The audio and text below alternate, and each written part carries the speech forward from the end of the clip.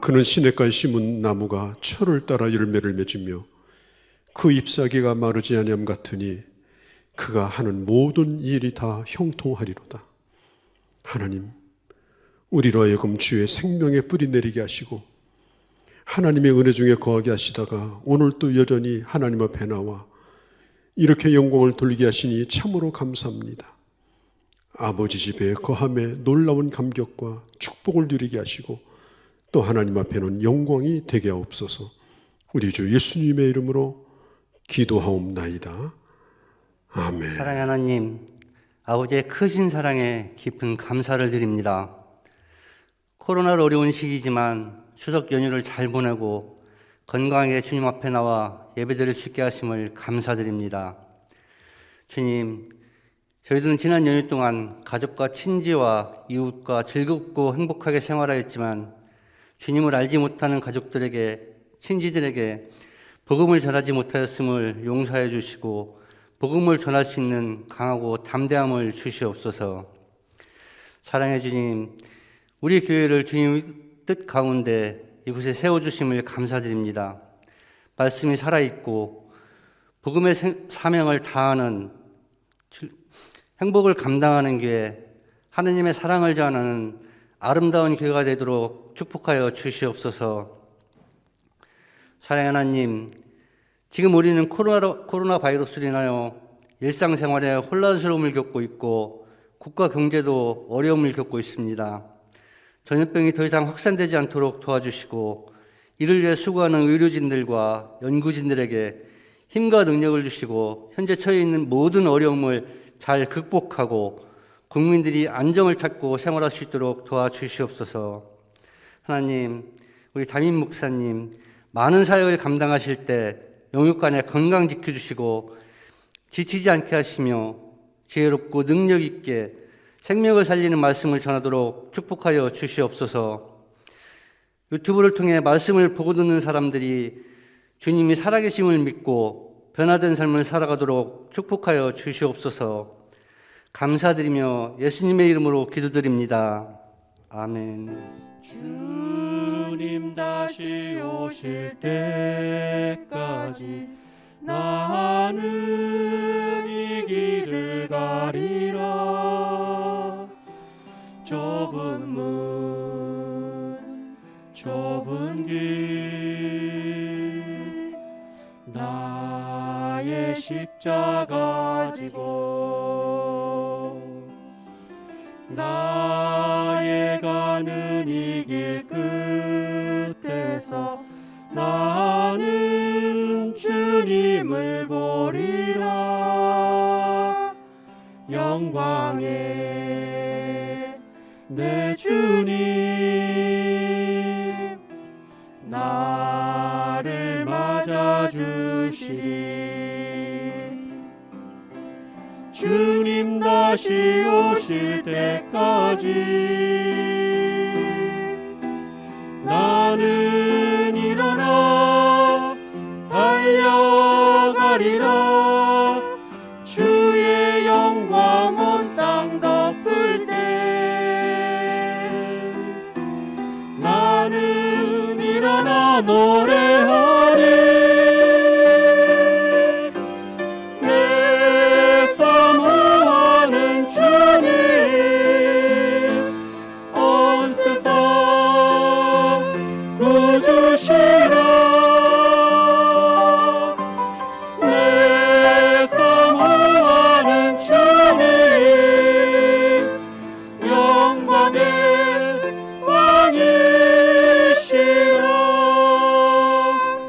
오늘 은혜 받으실 하나님의 말씀을 함께 보도록 하겠습니다. 사도행전 8장 30절에서 31절입니다. 빌립이 달려가서 선지자 이사야의 글을 읽는 것을 듣고 말하되 읽는 것을 깨닫느냐?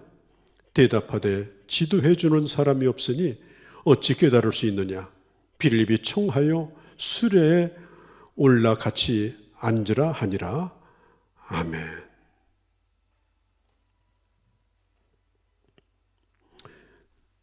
영국의 저명한 소설가요 시인인 웰터 스코트 경이 이제 임종이 가까웠음을 느낍니다.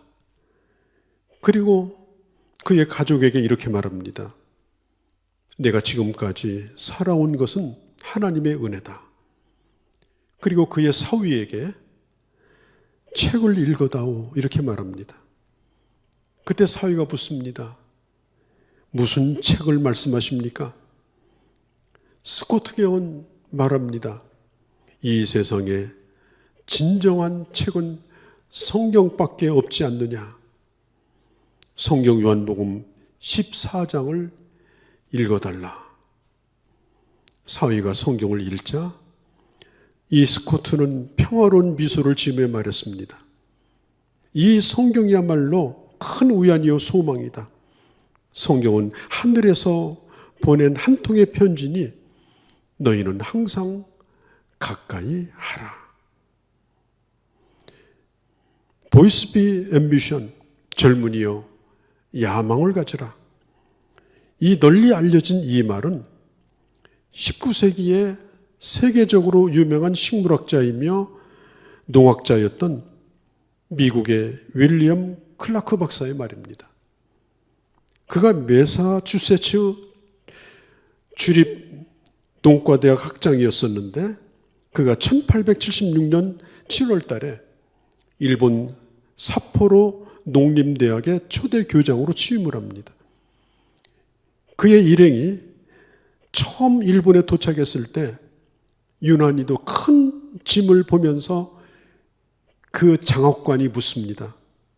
이게 무슨 짐입니까? 예, 성경입니다.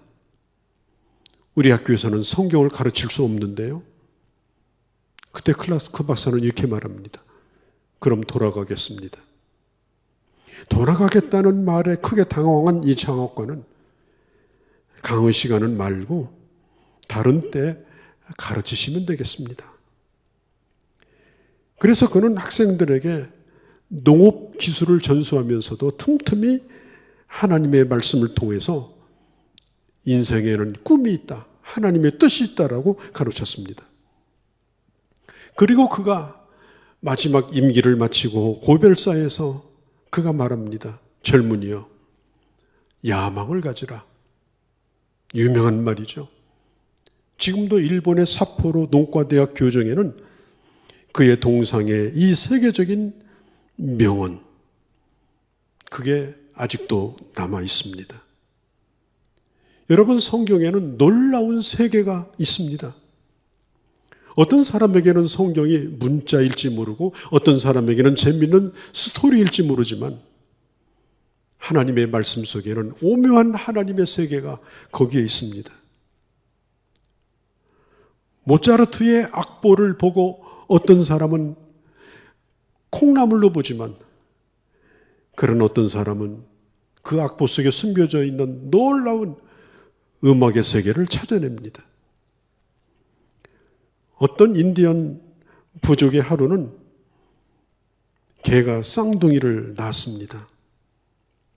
이 강아지 쌍둥이인데 이것을 본 이 추장이 묻습니다. 이 쌍둥이 강아지가 싸우면 어느 쪽이 이기겠는가? 그러니까 이 인디언이 이렇게 대답했습니다. 많이 먹는 강아지가 이길 겁니다. 명답 아닙니까? 신자가 강해지고 이기는 것은 다른 길이 없습니다. 하나님의 말씀을 충분히 먹는 겁니다. 그러면 마귀와 싸움에서 이길 수 있습니다. 말씀을 많이 먹으면 나중된 자도 처음 됩니다. 오래 믿었지만 말씀을 멀리하면 처음 된 자도 나중됩니다. 결국은 영적으로 병들어 시들어지게 됩니다.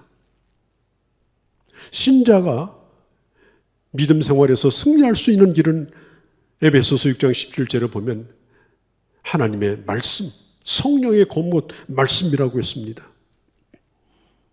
가나안 전쟁을 앞두고 이제 치열한 전쟁을 눈앞에 두고 있는 여호수아에게 우리 하나님께서 유일하게 하신 권면이 뭔지 아십니까? 여호수아서 1장 8절에 내 율법책을 내 입에서 떠나지 말게 하며 주야로 그 말씀을 묵상하며 그 가운데 기록한 대로 행하라. 그리하면 내 가는 길이 평탄하게 될 것이고 내 가는 길이 형통하게 될 것이다. 신앙생활 잘하는 길, 믿음으로 승리하는 길은 다른 길이 없습니다. 하나님의 말씀을 가까이 하며 충분히 먹어야 됩니다. 이 시간 말씀을 듣는 여러분들도 마찬가지예요. 여러분들이 기본적으로 하나님의 말씀을 잘 모르면 설교자의 설교도 잘 이해를 못합니다. 오늘 성경은 한 사람이 마차를 타고 가는데 이 사람이 에티오피아의 국고를 맡은 재무부 장관입니다. 이 사람은 내시입니다. 국고의 관리인입니다. 그 당시로 보면 아주 고위 관리예요. 요즘으로 치면은 우리나라의 재무부 장관, 부총리 정도, 또 미국으로 보면 미국 연방준비제도 이사의 의장 정도 되는 아주 높은 고위직입니다. 이 사람 권력이 있는 사람인데 에티오피아 사람이니까 흑인이겠죠. 그런데 이 사람이 유대교를 믿고 있었습니다. 유대교의 절기를 지키기 위해서 저 중부 아프리카에서 북쪽을 지나 사막을 지나 예루살렘까지 와서 절기를 지키고 지금 돌아가는 길에 있습니다. 그는 지금 돌아가면서도 병관에서 성경을 읽고 있습니다. 그가 성경을 읽는 것은 일상생활이었습니다. 여러분, 우리가 신앙생활을 하면서 하나님의 말씀을 가까이 하는 것은 일상생활이 되어야 합니다. 집에서도, 차 안에서도, 일터에서도 잠깐씩 주의 말씀을 가까이 하고, 또 아침에 시작도 마찬가지고 저녁도 마찬가지고, 오늘 이 에티오피아 내시처럼 그 뜨거운 태양볕이 장렬하는 그 사막에서도 하나님의 말씀을 보아야 하는 것입니다. 우리의 경건생활이라고 하는 것은 교회 안에서 증명되는 것이 아니라 일상생활 속에서 우리 손에 닿을 곳에 하나님의 말씀을 두고 묵상하며 사는데 있는 것입니다. 그렇게 할 때 지혜가 있습니다.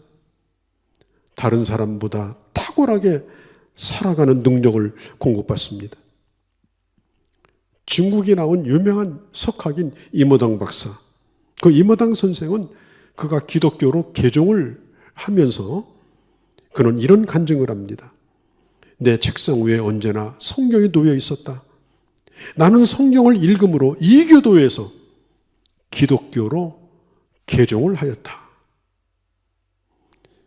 여러분, 성경책이 어디 있는지도 모르다가 예배당에 나올 때 의전용으로 먼지 털고 깨끗이 닦아가지고 그렇게 가지고 오는 것은 아무런 의미가 없습니다.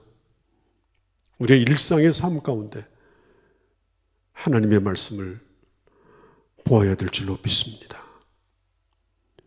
오늘 이 내시는 털털거리는 마차 안에서 지금 성경을 보는 독서 삼매경에 빠지고 있었습니다. 빌립이 그 내시가 읽는 성경을 들었다고 말하는 걸 보니까 이 내시는 성경을 눈으로 읽은 것이 아니라 한자 한자 짚어가면서 성경을 소리내어 읽고 있었습니다. 그런데 문제가 뭐냐? 오늘 이 사람이 읽고 있는 성경을 그 자신이 그걸 이해할 수 없었다는 거예요. 그냥 읽고 있었습니다. 이 얼마나 답답한 일입니까? 저는 예수 믿은 지 얼마 안 돼서 신구약을 다 읽었습니다. 아무런 뜻도 모른 채 그냥 읽었습니다.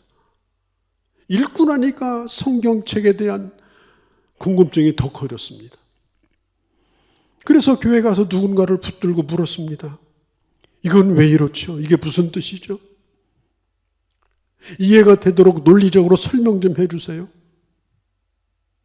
그러면 언제든지 돌아오는 답은 뭐냐면 그냥 믿어. 예수 믿는 건 그냥 믿는 거야. 의문을 던지거나 토를 달지 말어. 그런 것은 믿음 약한 사람이나 하는 거고 회의주의자나 하는 것이야. 이성적인 질문을 던지는데 그들은 너무 신령한 답을 줘가지고 저는 답답하기만 했습니다. 그런 시간을 참 오랜 시간 보냈던 것 같아요. 그래서 나중에는 위축되어 가지고 아무 말도 못하고 답답한 채, 기독교는 논리가 아니구나. 기독교는 과학이 아니구나. 이런 말만 들어야만 했습니다. 여러분, 지금 떡이 눈앞에 있습니다. 아주 맛있는 떡입니다. 골고루 양념을 넣고 그리고 견과류도 넣고 그렇게 만들었습니다. 여러분 그 생각할 겁니다. 저 떡 맛이 어떨까? 그리고 상상을 할 겁니다. 여러분, 떡을 앞에다 두고 아무리 상상한다 하더라도 답은 나오지 않습니다. 떡을 앞에다 두고 맛있다고 믿는다고 답이 나오는 게 아닙니다. 맛있다고 믿는다고 행복한 것이 아닙니다. 답은 다 성경책에 있고 나 몰라도 된다, 그냥 믿습니다, 그런다고 영적으로 배불러지는 거 결코 아닙니다. 내가 하나님의 말씀을 직접 먹어야 됩니다. 맛을 보고 온몸으로 그 맛을 경험하고 그럴 때에 답이 나오는 겁니다. 그럴 때에 믿음이 생기는 겁니다. 그럴 때에 누구도 흔들리지 않는 확신을 갖게 되는 것입니다. 난 여러분들이 꼭 그런 경험을 하시기를 바랍니다. 하나님의 말씀에는 길이 있는데 그 길은 곧 예수 그리스도로 통하는 길입니다. 질문과 답은 둘이 아니에요. 질문이 있어야 답이 있는 겁니다. 또 답이 있기 때문에 질문도 던질 수가 있어요. 기독교는 뜬구름 잡는 얘기가 결코 아니에요.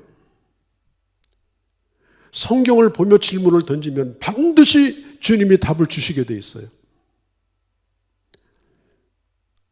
나는 길이요 진리요 생명이다. 나는 길이요 진리요 생명이다. 우리는 말씀을 보면요, 궁리를 해야 돼요. 궁리를 열심히 궁리하고 또 말씀을 또 보고 또 묵상하고 또 생각하고 마치 이 암탉이 계란을 품듯이 자꾸 이렇게 품고 도대체 이게 뭘까? 참 궁금하다. 하나님 앞에 기도하면서 또 말씀을 또 보면서 이러다 보면 점점점 그 생각이 깊어집니다. 성령의 조명이 임합니다. 어둡던 것이 환히 밝아지면서 모든 것이 한꺼번에 들어오는 그런 기적이 나타납니다. 하나님께서 이 답답하게 성경을 보고 있는 이 내시에게 한 사람을 보내는데 기적적으로 내비게이션도 없는데요, 사마리아에서 광야까지 그냥 순간 이동을 하게 해가지고 하나님은 빌립을 그 내시에게 인도하시는 거예요. 하나님의 말씀을 붙들고 고민하는 사람들에게 하나님은 하나님의 사람을 보내서 그 답을 얻게 하신다는 사실을 오늘 우리에게 말하고 있습니다. 빌립에 가까이 갑니다. 그때 마침 읽는 성경이 이사야서였는데 읽는 성경을 깨닫고 있는가? 그때 이 내시가 대답합니다. 지도하는 사람이 없는데 어떻게 알겠습니까? 여러분, 책을 읽는데 도대체 주인공이 누군지도 모르고 등장인물은 많고 얼마나 답답하겠어요. 적어도 주연은 알아야 될 거 아니에요. 전혀 모르겠어요. 빌립이 물어요. 깨닫는가? 가르쳐주는 자가 없이 어떻게 깨닫겠습니까? 그러면서 이 내시는 빌립을 그 병고에 앉기를 청하고, 그리고 빌립은 그 내시 옆에 앉아서 그 말씀을 풀어주기 시작합니다. 여러분, 하나님의 말씀을 바르게 풀어주는 사람이 있어야 말씀을 바르게 깨달을 수 있습니다. 성경은 독학으로 되는 게 아닙니다. 저 산속에 들어가서 3년 동안 성경 파가지고 나오면 이단됩니다. 성경은 그렇게 보는 게 아니에요. 바른 교사를 만나서 성경을 바르게 배워야 됩니다. 균형 잡힌 시각을 가지고, 그리고 성경 전체와 그 다음에 성경의 일부분을 정확하게 꿰뚫어 볼 수 있는 시각을 가진 그런 교사에게 배우셔야 성경을 알 수 있는 겁니다. 그리고 지도해 주는 사람의 지도를 마음을 열고 받아들여야 합니다. 여러분, 사도행전의 교회는 사도들의 가르침을 받은 교회라고 분명히 말합니다. 사도행전의 교회가 힘이 있었던 이유는 뭐냐? 사도들의 가르침을 받았기 때문에 그래요. 이미 성경은 완성됐어요. 그리고 사도들로부터 말씀을 배웠어요. 그 사도들은 누구냐? 갈릴리 사람들이에요. 그때 당시 예루살렘의 엘리트들이 사도들에게 이렇게 묻습니다. 당신들은 글도 모르는 사람 아니냐? 문맹자 아니냐? 물론 객관적으로 볼 때 그렇습니다만은, 그러나 사도들은 주님으로부터 직접 하나님의 말씀을 들은 자요, 주님의 죽음과 부활을 본 증인이었습니다. 그리고 온 교회가 베드로와 요한의 가르침을 받았습니다. 그리고 열심히 교제하며 떡을 떼며 집 안에 있을 때나 집 밖에 있을 때나 하나님의 말씀을 전할 때 놀라운 부흥이 일어났습니다. 여러분, 부지런히 하나님의 교회에 나와 주의 말씀을 들을 수 있는 기회를 잃어버리지 않기를 바랍니다. 참 답답한 게 뭐냐면, 다른 사람은 다 알고 있는데요, 나만 모르고 살아요. 뉴스를 들어서 다른 사람 다 알고 있는데 화성에 갔다 왔는지 금성에 갔다 왔는지 전혀 몰라. 딴 얘기해. 정말 답답하죠. 예수 믿으면서도 들어야 할 시간에 듣지 못하면 그렇게 되는 겁니다. 신앙생활에 참 오리무중입니다. 답답한 거예요. 교회에 하나님의 교사를 세우시고 목회자를 세우시고 하나님의 말씀을 전하게 하시는 것도 바로 우리 자신들을 위해서인 것입니다. 그래서 겸손하게 배우세요. 겸손하게 들으세요. 오늘 이 내시도 올라 앉으세요.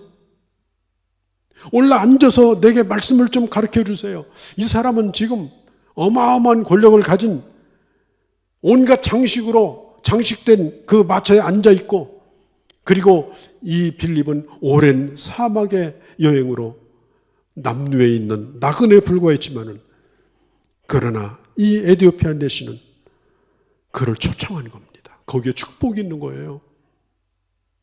그리고 묻습니다. 빌립이, 지금 당신이 읽고 있는 이 죽음으로 가는 이 양이, 털 깎는 자 앞에서 잠잠한 이 양이 누구입니까? 하고 묻습니다. 내시는 잘 모르겠습니다. 그때에 이 빌립이 그 말씀을 통하여 예수 그리스도를 전해줍니다. 여러분, 성경은 바로 예수를 만나는 겁니다. 성경에서 문자를 만나면 안 돼요. 역사를 만나면 안 돼요. 성경에서 한 분을 만나야 돼요. 인격을 만나야 돼요. 그가 누구냐? 바로 예수 그리스도입니다. 이사야서 53장, 저는 사지로 끌려가는 양과 같이 끌렸고라는 이 말씀 가운데, 그때 당시 예루살렘에 있는 유대인들은 이걸 가르쳐 주지 않았습니다. 그래서 배우지 못하고 온 거예요. 그런데 오늘 빌립을 만나 바로 이분이 바로 예수라고 배우게 된 것입니다. 우리는 성경을 읽을 때마다 이것이 무엇이냐? 이렇게 질문하지 말고 그분이 어떤 분이냐? 이렇게 물으세요. 지금 내시도 상당히 질문이 예리하잖아요. 이 사람이 누굽니까? Who is he? 이 사람이 누굽니까? 이게 구원에 이르는 핵심적인 질문이에요. 성경에서 지속적으로 말하는 이분이 누굽니까? 그분에 대하여 얘기해 주십시오. 구약은 오실 그분, 신약은 이미 오신 그분에 대한 말씀입니다. 그리고 우리는 그들에게 바른 대답을 해줄 수 있어야 됩니다. 빌립은 내시에 이 좋은 질문을 받아서 바로 성경에 계시되어 있는 예수 그리스도의 복음을 전합니다. 여러분, 복음의 핵심은 바로 예수 그리스도입니다. 뭐 성경에서 무슨 기적이 일어났느냐, 무슨 신비한 일이 일어났느냐, 뭐 성경에 무슨 듣기 좋은 교훈이 있느냐, 그런 게 아니에요. 우리가 성경에서 분명히 듣고 알아야 될 것은 바로 그분이 누구냐인데, 이미 우리 예수 믿는 하나님의 사람들은 성경을 펼쳐서 이 성경에 숨겨진 놀라운 비밀인 예수 그리스도를 분명히 말해줄 수 있는 그런 여러분들이 되시기를 바랍니다. 로마서 3장 59절에 보면, 로마서 5장 39절에 보면 너희가 성경에서 영생을 얻는 줄로 생각하고 성경을 연구하거니와 이 성경이 곧 나에 대하여 증언하는 것이라. 그 내가 누구예요? 예수 그리스도예요. 성경은 바로 예수 그리스도에 대하여 말하고 있는 것인데, 성경을 통하여 예수 그리스도를 만난 자가 곧 영생을 얻는다. 요한복음 5장 39절에 분명히 가르쳐주고 있습니다. 우리도 날마다 성경에서 주님 만나기를 바랍니다. 그리고 뜻도 모르고 성경을 보고 있는 자들에게 그들에게 주님을 증거하시기를 바랍니다. 예수님이 십자가 달려 죽으시고 부활했다는 소식을 들었지만 부활을 믿지 않고 슬픔에 빠져서 엠마오로 가던 두 제자가 있었습니다. 그들이 얼마나 슬픔에 깊이 빠졌는지 옆에 동행함에도 불구하고 예수님을 알아보지를 못했습니다. 그때 예수님께서 구약 성경을 펼쳐서 예수 그리스도의 오심에 대하여 말씀하고 있는 성경을 하나하나씩 풀어주면서 그들의 눈에 가렸던 안개가 걷힙니다. 비늘이 다 떨어져 나갑니다. 두려움에 빠졌던 그들의 심령이 뜨거워집니다. 그리고 예수 그리스도가 드디어 눈앞에 보이기 시작합니다. 성경을 통해 옆에 계신 주님을 만난 겁니다. 내 옆에 계신 주님도 뭘 통해 만나느냐? 성경을 통해 만나는 겁니다. 오늘도 주님은 우리와 함께 계시는데 그 주님을 어떻게 만나느냐? 말씀을 통해 만나는 겁니다. 그들은 결국 자기들이 도망쳤던 예루살렘으로 다시 들어가게 됩니다. 예수님께서 가버나움의 회당에 들어가셨을 때 오늘 이사야서 성경을 읽었습니다. 예수님은 성경을 놓고 뭐 설교하신 분도 아니에요. 딱 한마디만 말합니다. 이 말씀이 나를 통하여 응하였느니라. 이사야서의 이 말씀이 나를 통하여 응하였느니라. 예수님은 이사야서를 읽어놓고 정치 상황이 어떻고 경제 상황이 어떻고 이데올로기가 어떻고 그런 얘기 하지 않으셨습니다. 길게 말씀도 하지 않으셨습니다. 이 성경은 바로 나를 통해서 이루어졌다. 결론이 바로 예수님이다. 주님은 간단하게 대답하셨습니다. 오늘 이 사람이 빌립을 만나서 예수를 믿고 거기서 세례를 받고 그는 에티오피아에 가서 교회를 세웠습니다. 지금도 에티오피아에 가면 2000년 역사를 가진 교회가 아직도 남아있어요. 그 뿌리를 캐고 보면 이 광야에서 일어났던 이 만남을 통해 복음의 씨가 뿌려졌고 그 메마른 중부 아프리카의 그 땅에 교회가 세워지게 되고 지금도 피부빛이 검은 그들이 아직도 주님을 예배하고 있는 놀라운 광경을 우리는 지금도 볼 수가 있는 것입니다. 오늘 사람들은 지금 사막의 길을 걷고 있습니다. 그리고 성경에 대하여 도대체 뭐라고 말하는가? 그 주인공의 뭔가를 궁금해하면서 성경을 들춰기는 사람들이 참으로 많습니다. 오늘 그들에게 내 안에 있는 소망인 예수 그리스도를 성경을 통하여 분명히 증언하고, 그리고 이 어려운 시대에 오히려 주님의 복음이 증거될 뿐 아니라 하나님의 교회가 더 교회되어지는 그런 놀라운 주의 기적이 일어날 수 있기를 바랍니다. 걸어가신 우리 아버지, 사막과 같은 길에서 하나님의 말씀을 통하여 목마른 많은 사람들에게 예수 그리스도를 만날 수 있는 그 역할을 감당하는 우리 성도들이 다 되게 하여 주시옵소서. 그래서 교회가 더 교회되어지고 교회가 든든히 세워지는 역사가 있게 하여 주시옵소서. 우리 주 예수님의 이름으로 기도하옵나이다. 아멘. 주께 와 엎드려 경배드립니다. 주 계신 곳엔 기쁨 가득,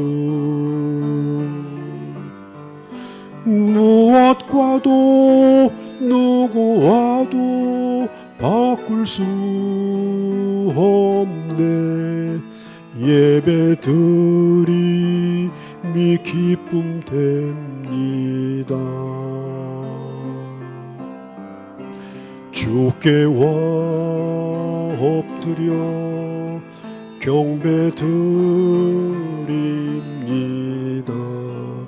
주 계신 곳엔 기쁨 가득, 무엇과도 누구와도 바꿀 수 없네. 예배드림이 기쁨 됩니다.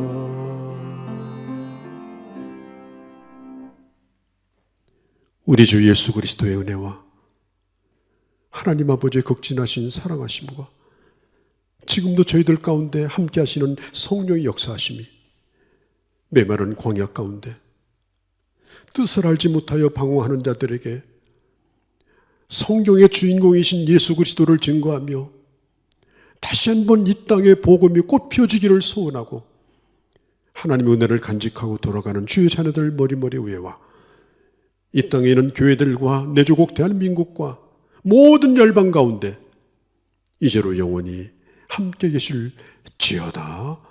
아멘.